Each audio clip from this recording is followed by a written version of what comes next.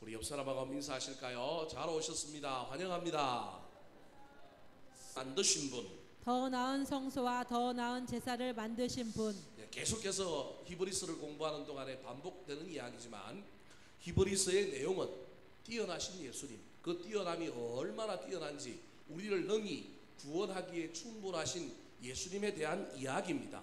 그래서 유대교에서 기독교로 개종하였다가 다시 예수님을 메시아인지 아닌지 헷갈리고 핍박이 오니까 유대교로 돌아가려고 하는 사람들에게 예수님이 구원자다, 그 구원자라고 하는 것을 증명하기 위하여 구약의 유대인들이 높게 여겼던, 뛰어나게 여겼던 선지자, 천사, 모세, 여호수아, 아론, 이런 사람들보다 훨씬 더 뛰어나신 분이 누구냐면 예수님이다. 그래서 그 예수님이 우리를 뭐 하실 거냐면 구원하실 것이다. 그러니 믿음 흔들리지 말고 예수를 계속 믿어라, 그렇게 이야기하고 있는 거예요.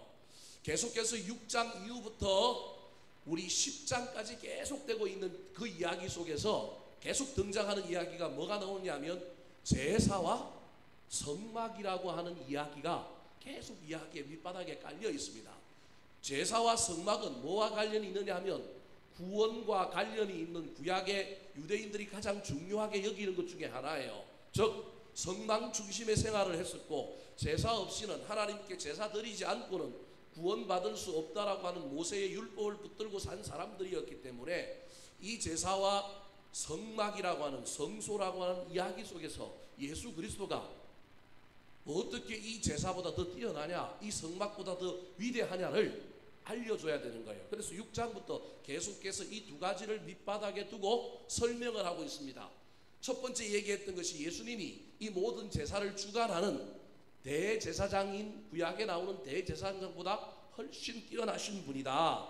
뿐만 아니라 이분은 이 제사의 언약에 뭐가 되느냐 하면 중보자가 되시는 거예요. 자기 자신이 언약의 당사자이면서 이 언약이 이루어지지 않으면 자기가 뭐 하겠다고요? 자기가 보증을 서겠다는 거예요. 그래서 반드시 예수 그리스도의 구원의 언약은 이루어진다, 그런 얘기를 하고 있는 거예요. 뿐만 아니라 제사의 3요소를 제가 지난주에 얘기했습니다. 하나는 제사장이 있어야 되고, 또 하나는 뭐가 있어야 돼요? 제사를 드리는 곳, 성소가 있어야 되고, 또 하나가 뭐가 있어야 돼요?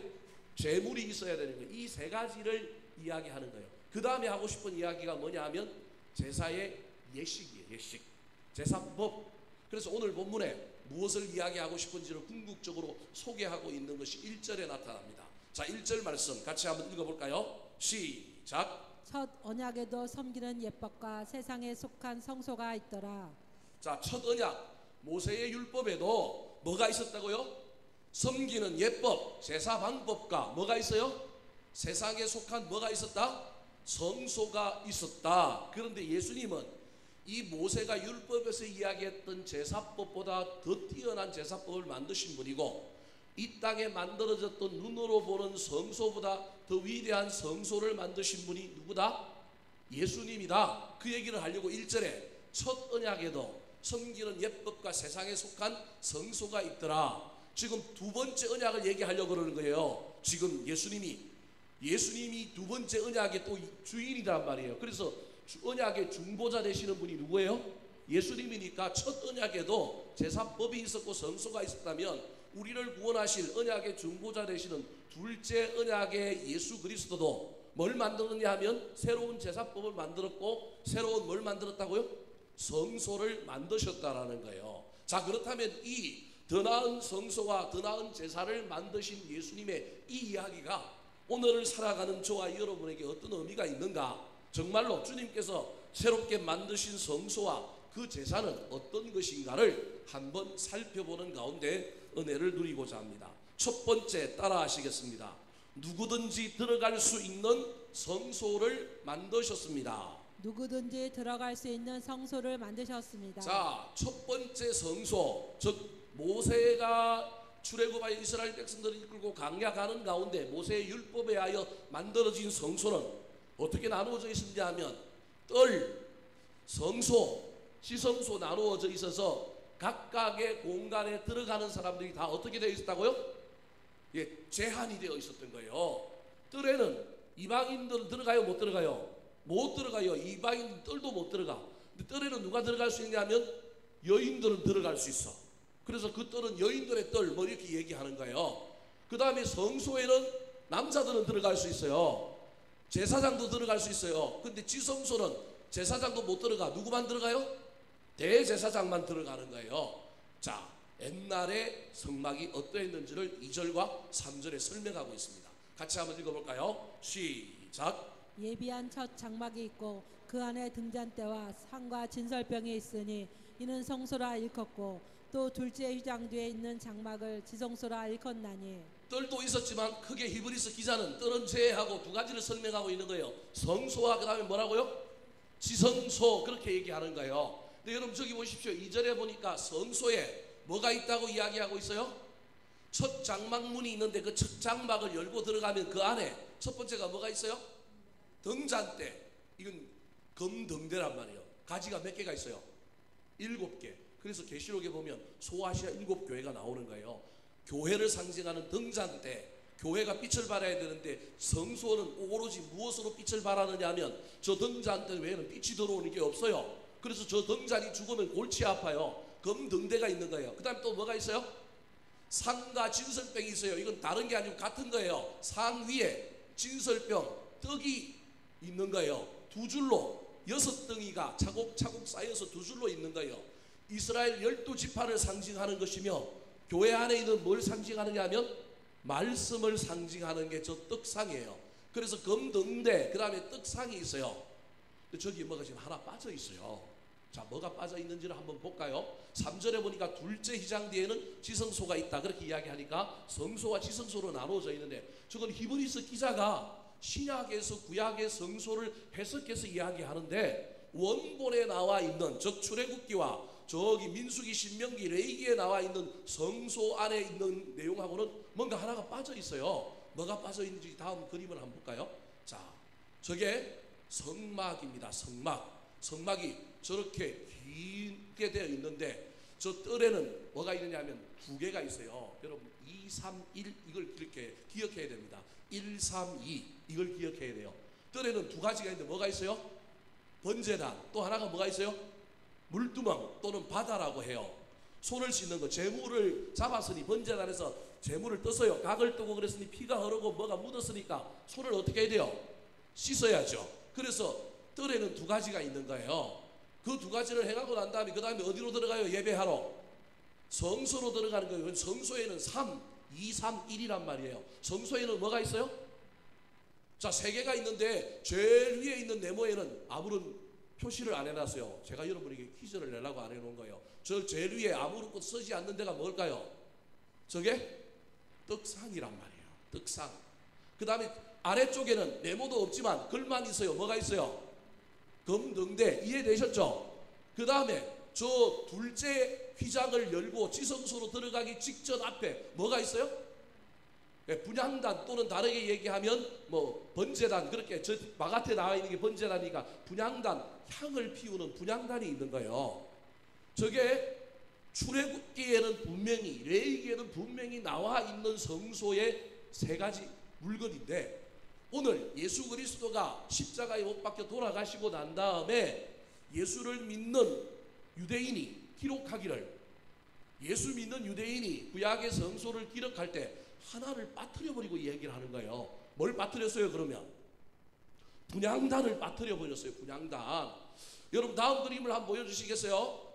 저게 떡상이에요. 아까 북쪽에 제일 위쪽에 있었던 떡상, 저게 떡이 두 줄이에요. 각각이 6개씩. 그래서 이스라엘 12지파를 상징하는 거예요. 자, 그 다음에 화면 한번 보여주시겠어요?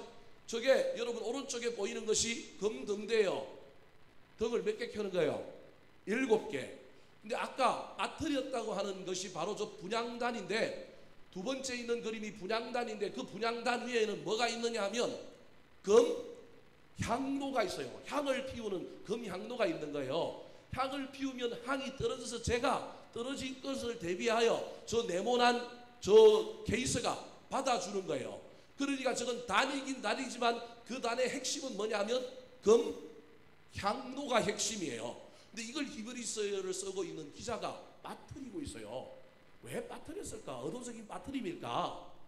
자, 그럼 저 향로가 빠뜨려진 것은 아니고 분명히 있었을 텐데 원본에는 있냐 이거예요. 구약에. 자, 레위기 16장 11절 12절 같이 한번 읽어볼까요? 자, 시작. 아론은 자기를 위한 속죄제의 수송아지를 드리되 자기와 집안을 위하여 속죄하고 자기를 위한 그 속죄제 수송아지를 잡고 향로를 가져다가 여호와 앞 제단 위에서 피운 불을 그것에 채우고 또 곱게 간 향기로운 향을 두 손에 채워가지고 휘장 안에 들어가서.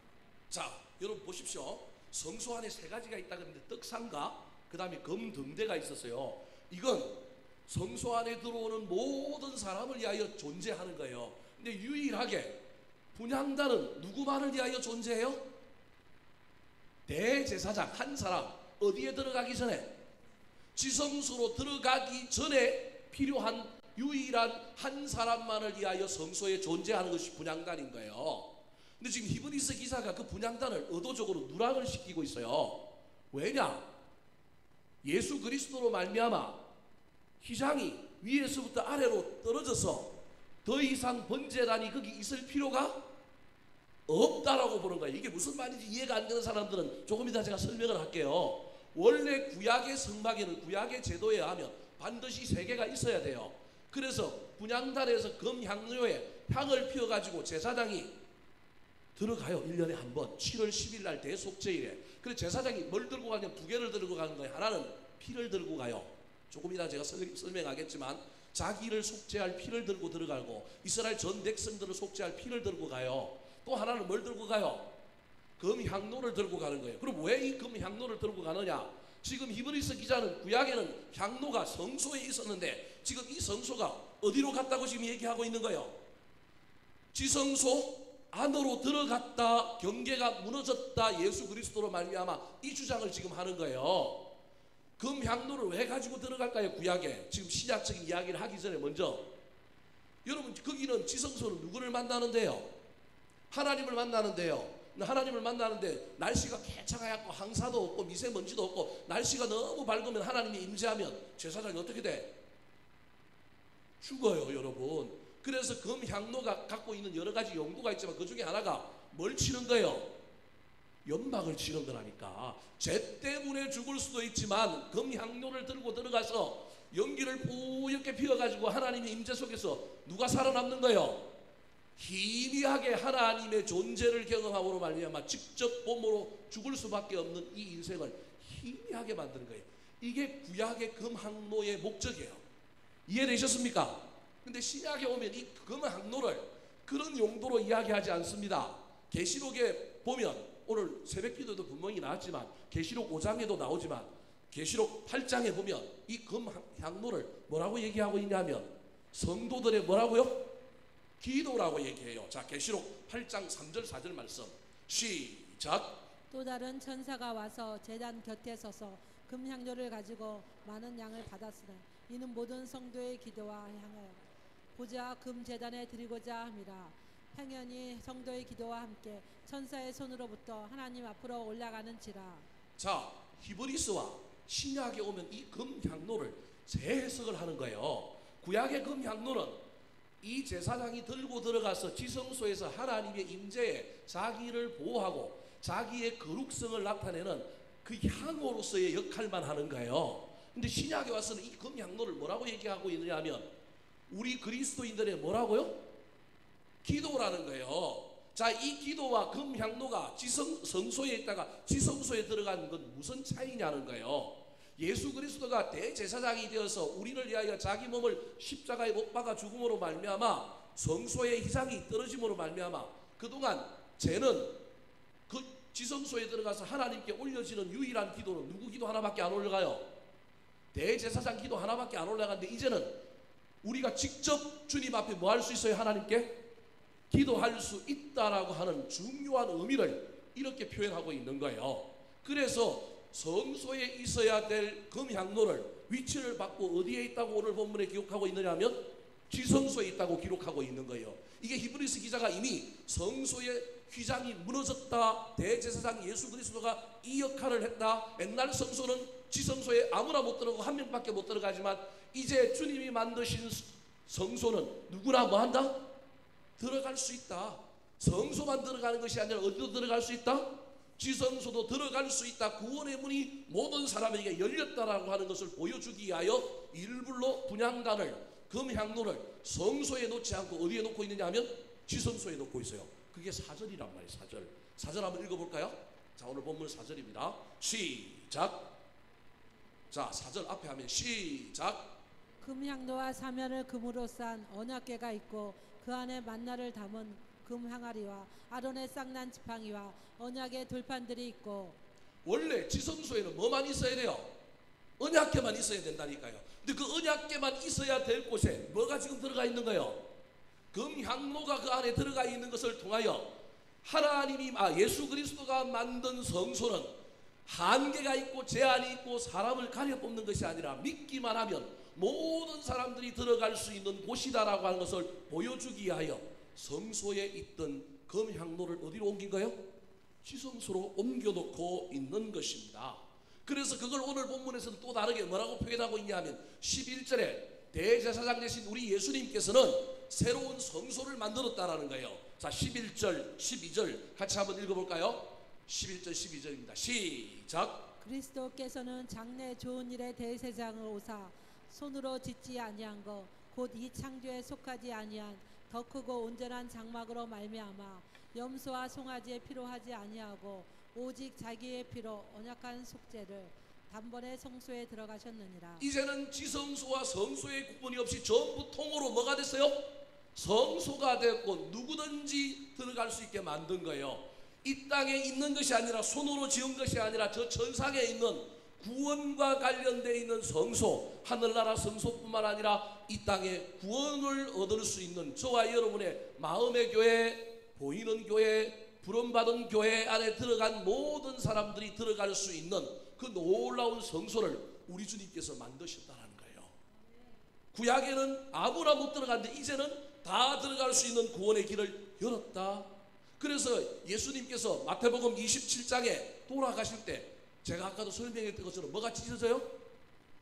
성소에 있던 예루살렘 성전에 있던 성소와 지성소를 가리고 있던 휘장이 찢어져 버린 거예요. 자, 마태복음 7장 50절 51절 말씀 시작. 예수께서 다시 크게 소리 지르시고 영원히 떠나시니라. 이에 성소 휘장이 위로부터 아래까지 찢어져 둘이 되고 땅이 진동하며 바위가 터지고.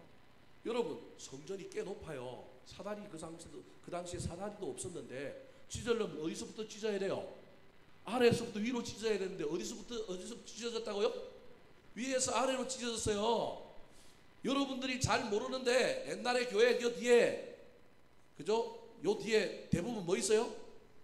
예, 휘장이 있었죠. 여기 뒤에 있었어요. 지금 아직도 남아 있는 데다가 있어요. 공무원들 구청에 가면 구청이 가지고 있는 회관 같은데, 문화회관 같은데 보면 아직도 이 뒤에, 그리고 여기 쭉 열렸다 닫혔다 하는 게 뭐가 있어요? 휘장이 있어요. 그게 가벼울까요? 무거울까요? 예, 교회도 학교도 그렇고 관공서도 그렇고 아직 그 흔적이 남아 있는데요. 그 휘장들이 암막 커튼이란 말에 따지고 보면 얼마나 무거운지 몰라요. 오늘날에도. 근데 여러분, 솔로몬 당시 또는 모세가 성막을 지었을 때 당시 그 휘장이 두께가 얼마인지 아십니까, 여러분? 여러분 모르죠? 9.34cm, 10cm 정도 돼요. 이게 왜 그런지 아십니까? 소위 말하는 밧줄로 실로 꼬아서 만든 걸 몇 겹으로 쳐놨기 때문에 이 통이 두께가 10cm 가량 되는 거예요. 여러분, 그냥 천도 아니고 실로 꼬아갖고 만들어서 몇 겹으로 만드는 이 철을 사람이 찢으려고 해봐요. 찢어질까요? 안 찢어질까요? 이건 기적이란 거예요. 이 사람 힘으로 한 게 아니라 누구밖에 못한 거예요? 하나님밖에 할 수 없는 일인 거예요. 여러분, 그래서 이걸 어떻게 움직일까? 성막을 펼쳤다 또 이동할 때 접었다 할 때 이게 이 무거운 걸 몇 명이 들었을까? 이걸 계산해 놓은 사람이 있어요. 성경학자 중에. 성경학자들이 우리는 그냥 아무것도 아닌 것처럼 이해하지만 이 구약에 성막을 구름기둥이 불기둥이 멈추어서거나 그럼 이동할 때 되면 이걸 접었다가 폈다 하는데 이게 장난이 아닌 거예요. 이 지성소와 성소를 가르는 이 텐트 하나 해체하는 데만, 이걸 들어서 나누는 데만 몇 사람이 필요하냐면 300명이 필요하대요. 제가 지금 여러분에게 무슨 얘기하려고 이런 얘기를 하고 있느냐 하면 이게 사람의 힘으로 찢어진 것이 아니고 하나님의 힘으로 찢어졌다라는 거예요. 그리고 이 휘장이 사실은 상징하는 바가 이 휘장이 누구라는 거예요? 예수님의 육체라는 거예요. 예수님이 자기 자신을 십자가에 들여서 못에 박히고 창에 찔려서 자기 육신이 찢어짐으로 말미암아 뭐가 찢어졌다고요? 성소와 지성소 사이에 있던 휘장이 찢어짐으로 말미암아 모든 사람, 구원의 차별이 없이 모든 사람에게 구원의 문을 열어두셨다. 이게 우리 주님께서 만드신 위대한 성소입니다. 사랑하는 성도 여러분, 그러므로 저와 여러분도 이 성소의 놀라운 원리를 잘 깨달아서 누구든지 구원받을 수 있기 때문에 저와 여러분이 사람들을 인격적으로 대하고 똑같이 잘 대할 수 있게 되기를 예수님의 이름으로 축원합니다. 두 번째, 오늘 본문에 나오는 더 나은 성소와 더 나은 제사를 만드신 예수님은 어떤 성소와 어떤 제사를 만들었을까요? 첫 번째로는 어떤 성소를 만드셨다고요? 누구든지 들어갈 수 있는 성소를 사실은 만든 겁니다. 두 번째, 따라 하시겠습니다. 마음을 온전케 하는 제사를 만드셨습니다. 마음을 온전케 하는 제사를 만드셨습니다. 자, 구약의 모세의 율법과 관련되어 있는 그 율법의 결과로 만들어졌던 성소와 제사법을 예를 들면서 예수님이 그것보다 훨씬 더 탁월하고 뛰어난 성소, 뛰어난 제사법을 만들었다고 지금 소개하는 거예요. 그래서 예수님이 구약보다 훨씬 낫고 너희들 지금 믿음으로 구원 얻는다는 얘기를 하는 거예요. 구약의 제사는 한계가 있었습니다. 율법에 하여, 모세의 율법에 하여 드리는 제사의 한계가 무엇이었는지를 9절에 명확하게 밝히고 있습니다. 자, 9절 말씀, 13절 말씀 같이 한번 읽어보겠습니다. 시작. 이 장막은 현재까지의 비유니 이에 따라 드리는 예물과 제사는 섬기는 자들 그 양심상 온전하게 할 수 없나니 염소와 황소의 피와 및 암송아지의 죄를 부정한 자에게 뿌려 그 육체를 정결하게 하여 거룩하게 하거든. 율법의 제사는 외면적인 제사라는 거예요. 율법의 제사는 예물을 드려서 율법을 범한 죄를 씻는 역할일 뿐이지 뭐는 못 씻어요? 마음은 씻지 못한다라는 거예요. 영혼의 문제를 해결하지 못하는 제사가 구약의 율법의 제사였어요. 그래서 그 구약의 율법의 제사를 가장 잘 지킨다고 하는 신약의 사람들이 누구예요? 바리새인들. 그래서 613가지의 율법을 만들어 놓고 지킬 것, 지키지 말아야 될 것, 해야 할 것, 하지 말아야 될 것, 해야 할 것 하지 말아야 할 것 365개, 해야 할 것 뭐 계산해 보세요. 빼기 613개 하면 얼마? 이렇게 만들어 놓은 거예요. 그래서 오늘날에도 이 율법에 하면 안식일에 뭐 하면 안 돼요? 엘리베이터 누르면 돼요? 안 돼요? 안 돼요. 그래서 유대인들이 살고 있는 엘리베이터를 어떻게 만들어 놨어요? 모든 층이 다 서게 만들어 놨어. 우리나라 같으면 이제 난리가 날 거야. 아파트 단지가 아마 난리 날 거야. 유대인들이 사는 데는 안식일 날 뭘 누르면 안 되느냐 하면 엘리베이터 버튼을 누르는 순간 이게 뭐 한 거예요? 노동을 한 거야. 일한 거라고. 그래서 뭘 범한 거예요? 안식일을 범한 거기 때문에 토요일 날 저녁 12시 이전에 관리자가 딱 나타났고 모든 엘리베이터 프로그램을 싹 바꿔. 어떻게 바꿔요? 누르지 않아도 모든 층에 뭐 하는 거예요?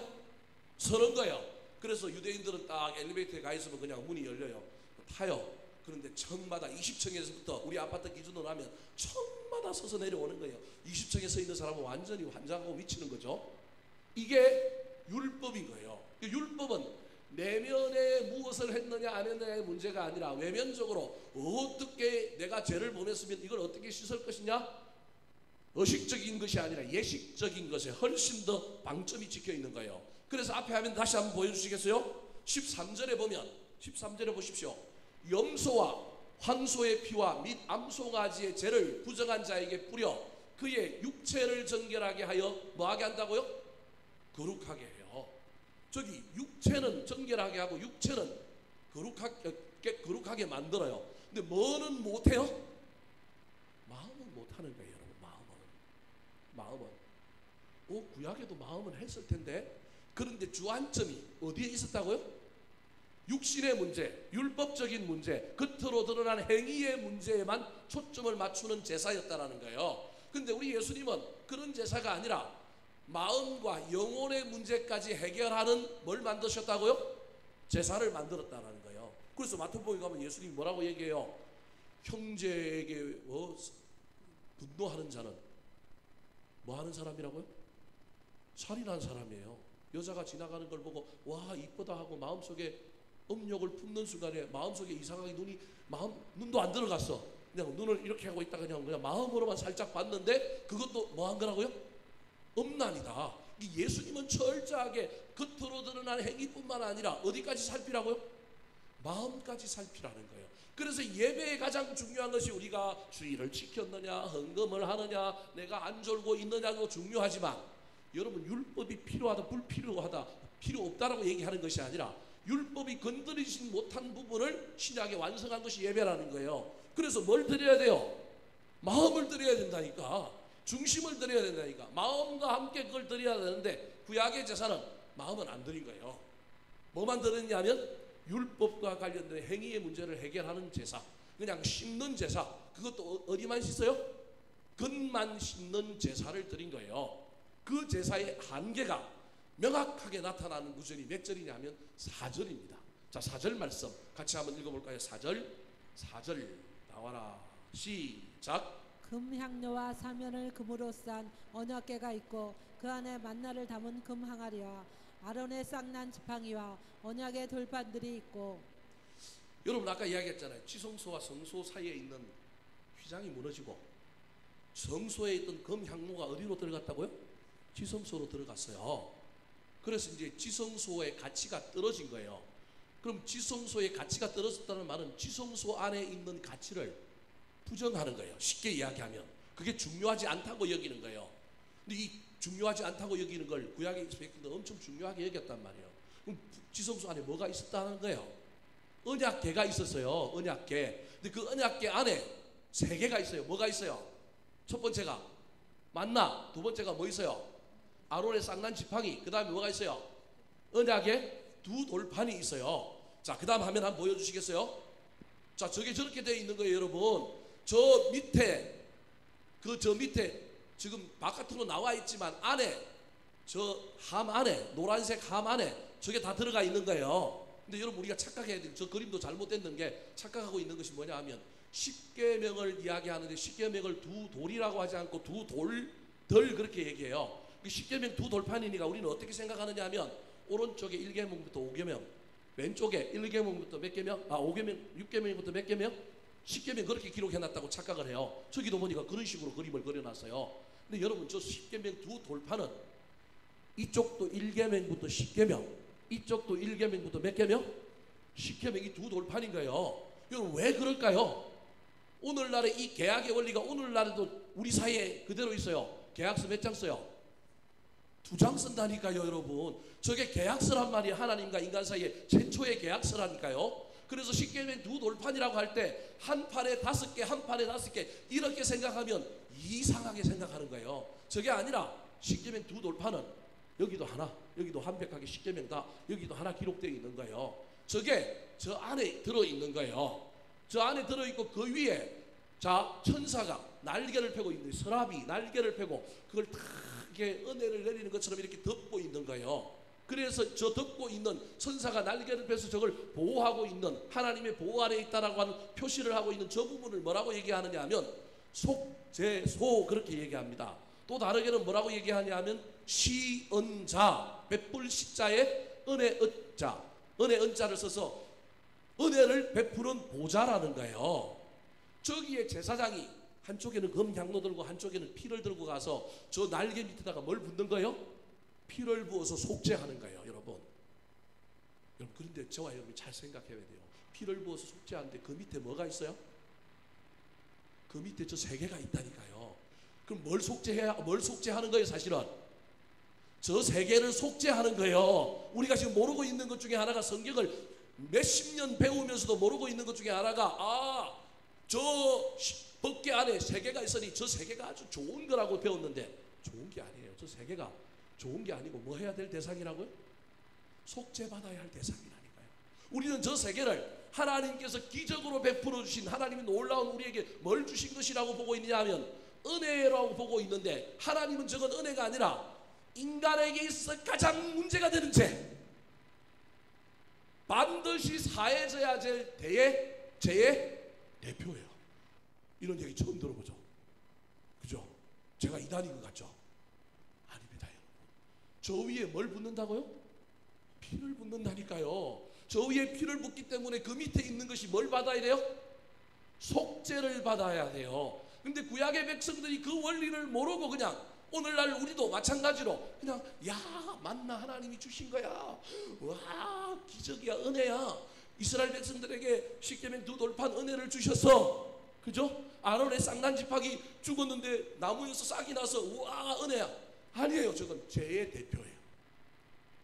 인간이 가지고 있는 모든 죄의 대표예요. 설명을 좀 해볼까요? 여러분 지금 제가 무슨 얘기를 하고 있느냐 하면 인간의 죄의 문제, 안에 들어있는 죄의 문제를 해결하지 못한 예배가 무슨 예배라고요? 구약의 예배라는 거. 그 구약의 예배의 대표적인 모델이 바로 저 지성소 안에 있었던 저 모양이라는 거예요.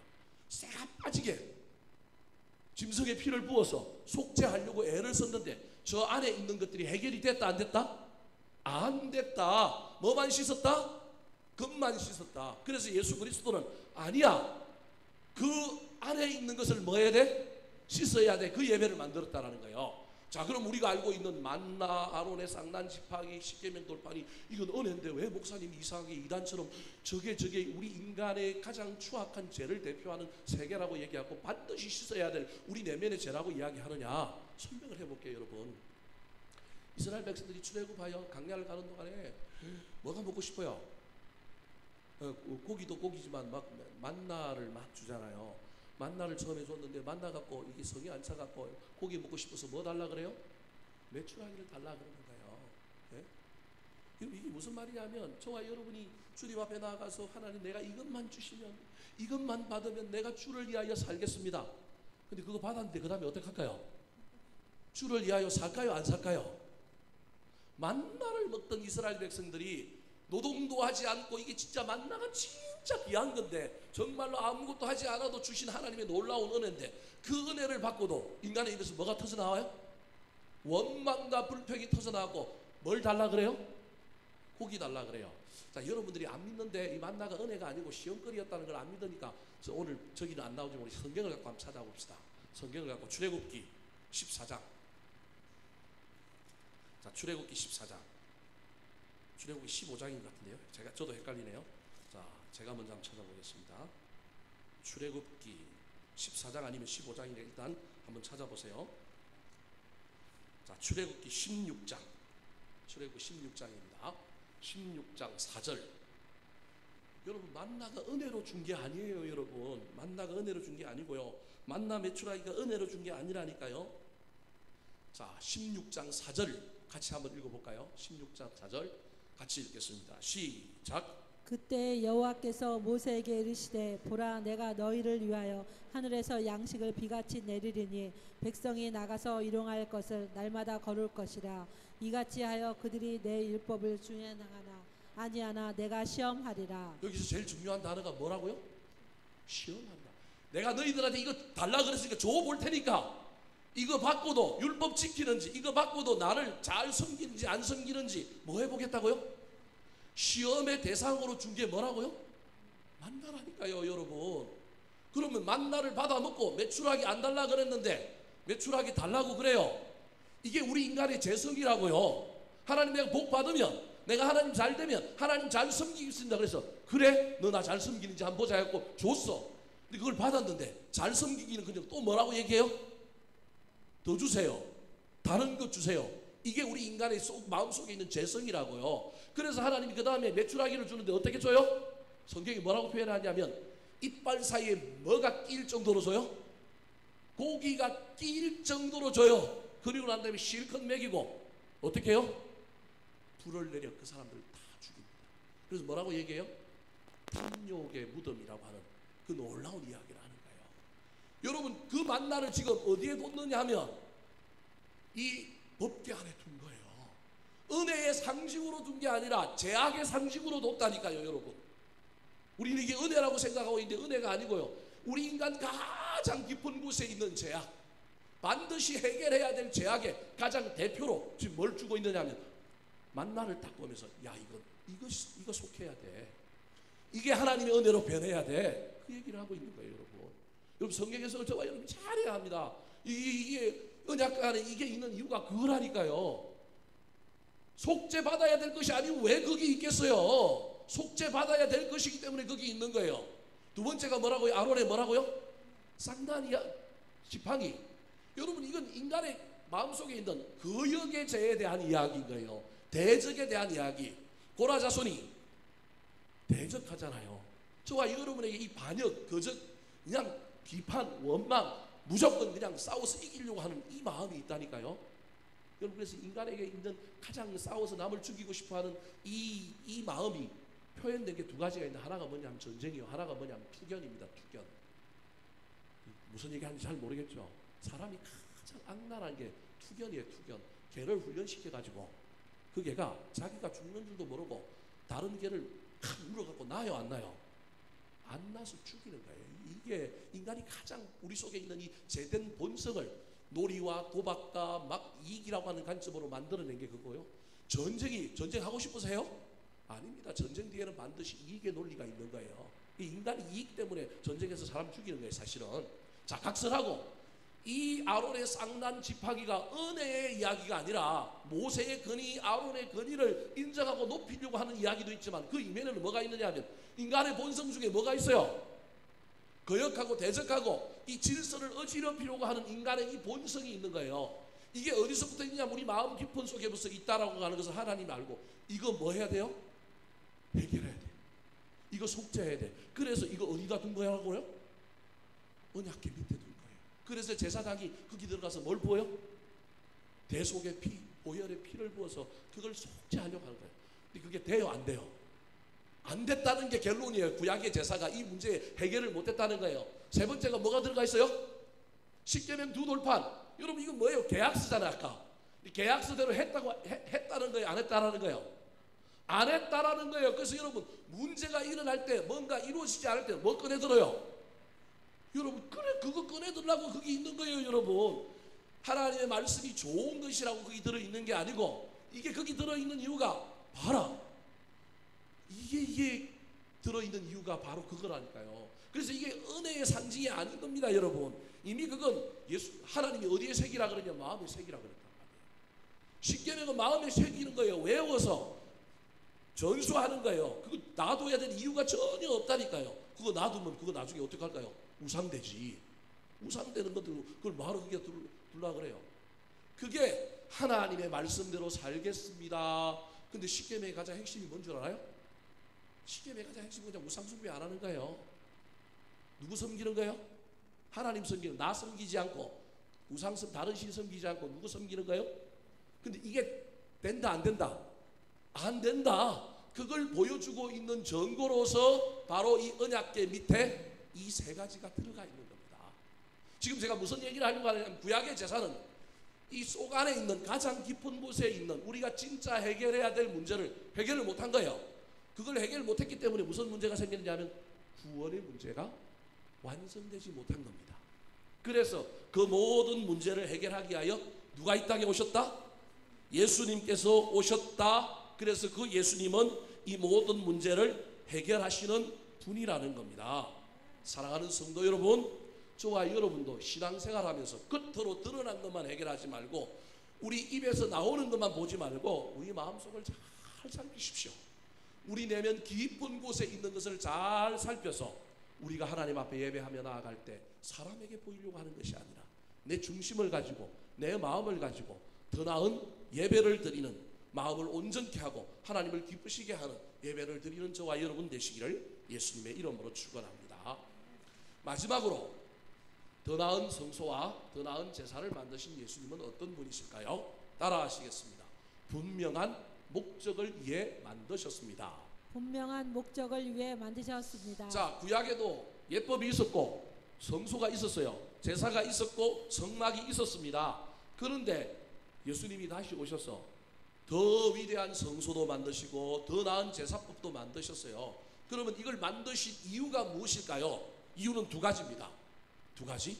자, 첫 번째 이유입니다. 14절 같이 한번 읽어볼까요? 14절 시작. 하물며 영원하신 성령으로 말미암아 흠없는 자기를 하나님께 드린 그리스도의 피가 어찌 너희 양심을 죽은 행실에서 깨끗하게 하고 살아계신 하나님을 섬기게 하지 못하겠느냐.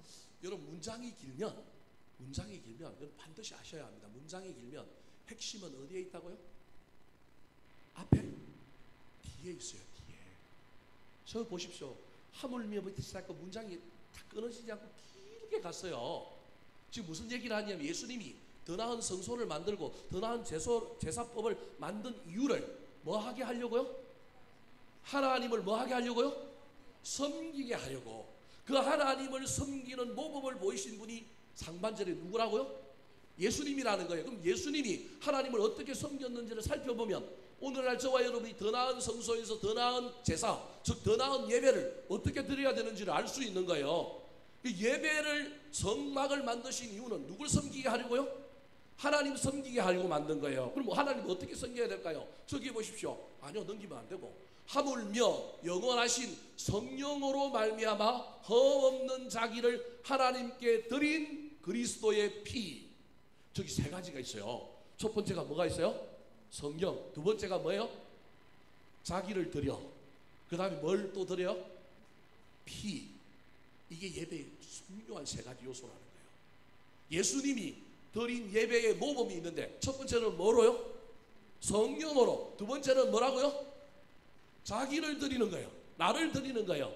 그런데 나를 드리는데 그냥 손해보지 않고 나를 드리는 것이 아니라 뭐가 있어요? 피, 희생, 헌신. 이게 예수님이 드린 예배의 특징인 거예요. 그 예배로 말미암아 저기 보십시오. 너희 양심을 죽은 행실에서 뭐하게 하고 깨끗하게 하고 살아계신 하나님을 우리를 뭐하게 했다? 섬기게 했다는 거. 못하겠느냐? 아니, 할 수 있다. 예수 그리스도가 그렇게 함으로 말미암아 우리를 그렇게 하는 자로 만들었다. 우리가 그렇게 예배할 수 있다라는 거예요. 저와 여러분이 드려야 할 예배가 바로 저런 예배입니다. 성령 충만하여 그 다음에 나 자신을 드리는 예배뿐만 아니라 피, 헌신과 희생과 봉사로 드리는 예배로 하나님을 섬기게 하는 것이 지금 더 나은 성소, 또 다른 이 시대의 교회를 만들고 이 시대의 예배라고 하는 것을 만들어서 우리 그리스도인들이 그것을 향하여 달려가게 하신 이유가 바로 저 섬기는 데 있다라고 하는 것을 잘 깨달아서 저와 여러분이 하나님 섬기고 사람 잘 섬겼으면 좋겠습니다. 또 다른 목적이 15절에 나옵니다. 더 나은 성소와 더 나은 제사를 만드신 이유 15절 같이 읽겠습니다. 시작. 이로 말미암아 그런 새 언약의 중보자 하시니 이는 첫 언약 때 범한 죄에서 속량하려고 주구사 부르심을 입은 자로 하여금 영원한 기업의 약속을 얻게 하려 하심이라.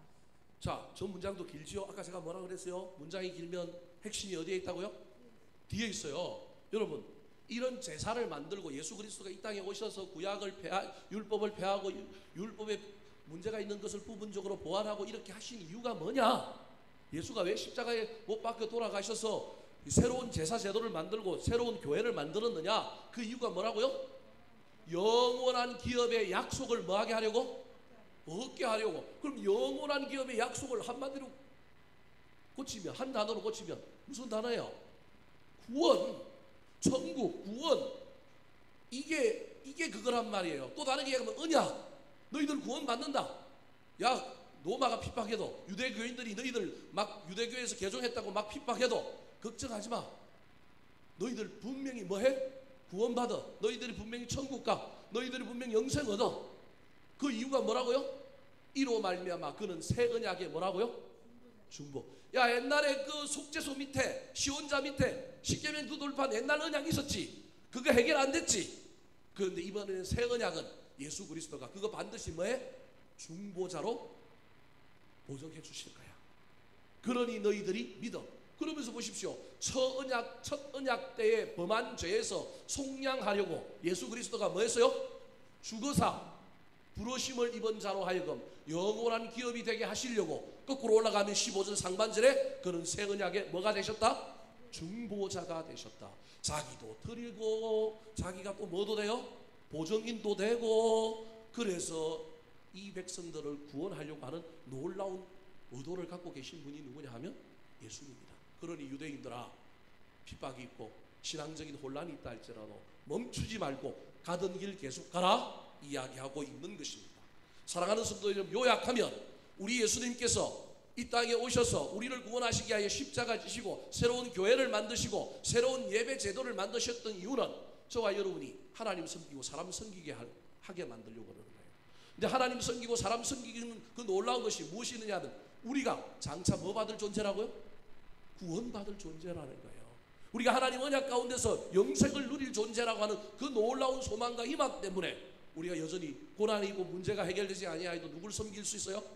하나님을 섬겨요. 하나님 섬기고 받은 그 은혜를 가지고 또 누굴 섬겨요? 사람을 섬길 수 있는 것입니다.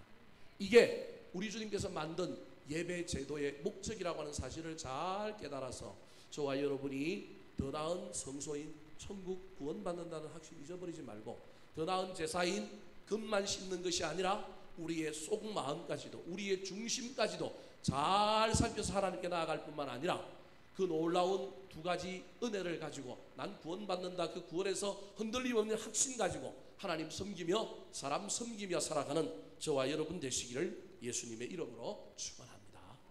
한번 따라 하실까요? 더 나은 성소와 더 나은 제사를 만드신 분, 누구든지 들어갈 수 있는 성소를 만드신 분, 마음을 온전케 하는 제사를 만드신 분,